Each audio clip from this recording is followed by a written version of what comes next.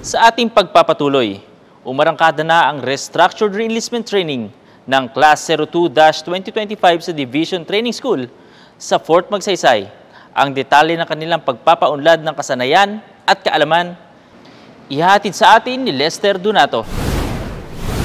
Umarangkada na ang module phase ng Restructured Reenlistment Training Class 02-2025 sa Division Training School ng 7 Infantry Kaugnay Division, Philippine Army, Fort Magsaysay, Palayan City, Nueva Ecija.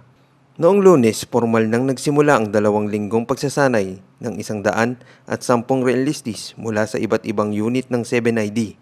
Ngayong linggo, sumilalim sila sa mga lecture ukol sa Code of Conduct, Military Correspondence, National Security, Warrior Ethos, Tactical Combat Casualty Care o TC3, Gender and Development Awareness at iba pang basic military knowledge. Sumabak na rin sila sa kanilang Diagnostic Physical Fitness Test. Sa susunod na linggo, para sa kanilang practical phase, huhubugin ang kanilang warfighting at survival skills gaya ng combat tracking, close quarter battle, squad weapon assemble and disassemble, counter-improvised explosive device, knot tying at land navigation.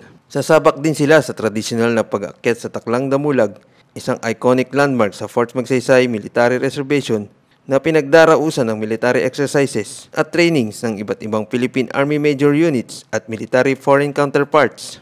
Ito ang ikalawang batch ng RRT sa DTS ngayong unang kwarter ng taon. Makaraan magtapos ang 152 reenlistis ng Class 01-2025 noong February 18, 2025. Ang RRT ay isa sa pangunahing kwalifikasyon ng sundalo upang magpatuloy sa serbisyo at masiguro na napapanahon ang kaalaman at mapaigting ang kakayahan, disiplina at karangalan na tangan nila sa loob ng ilang taong pagsiserbisyo sa bayan. Mula dito sa Fort Magsaysay, Palayan City, Nueva Ecija, ako si Lester Donato, ang inyong pamilyang kaugnay.